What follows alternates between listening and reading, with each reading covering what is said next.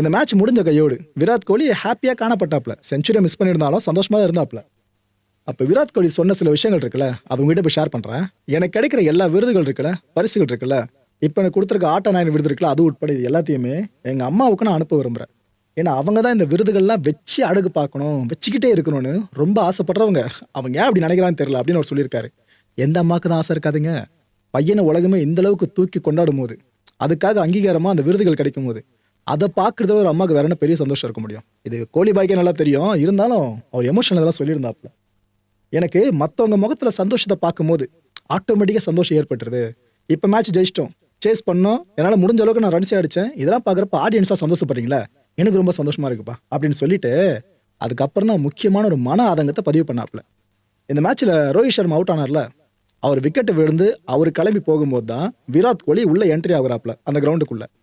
அப்ப ரோஹித் சர்மா விக்கெட் விழுந்துருச்சுன்னு சோகமா இருந்தவங்க அடுத்த செகண்டே விராட் கோலி வராருன்னு சந்தோஷமா கத்த ஆரம்பிச்சிட்டாங்க. எங்கேயோ நடந்த மாதிரி இருக்குல்ல. சிஎஸ்கே போட்டிகள்ல ஜட்டு விக்கெட் எப்போ விழுன்னு சிஎஸ்கே ஃபேன்ஸே கடவுளை வேண்டிக்கிட்டு இருப்பாங்க. ஏன்னா எம்எஸ் தோனி வந்து 2 பாலாச்சும் ஆடுவார் அப்படின்னு சொல்லிட்டு. அதே விஷயம் இங்க நடந்துச்சா? இதை பார்த்து தான் கோலி கொஞ்சம் ட்ரிகர் ஆயிட்டாருங்க. ரோஹித் சர்மாக்காக டிஃபெண்ட் பண்ணி பேச ஆரம்பிச்சிட்டாரு. என்ன சொன்னாருன்னா, நான் ஹானஸ்டா சொல்லணும்னா எனக்கு இது பிடிக்கலங்க, இது மாதிரிலாம் பண்ணக்கூடாது, எனக்கு இது ஒரு மாதிரி தான் இருக்கு, எனக்கு அது சரியா தெரியல கிரௌட் இந்த அளவுக்கு சேர் பண்றது. எம்எஸ் தோனி கூட இதே போல தான் நடக்கும். அப்புறம் பேட்டரா நீங்க யோசிச்சு பாருங்க, ஃபேன்ஸோட எமோஷன்ஸ் இருக்குல்ல, அது எங்களுக்கு புரிஞ்சிக்க முடியுது. ஆனா இது சரியான விஷயமா நான் எடுத்துக்க முடியாதுங்க. என்னோட ஃபோக்கஸ் முழுக்க முழுக்க கேம்ல தான் இருக்கும். நான் அதே தான் தொடர்ந்து கொண்டு போக விரும்புறேன்.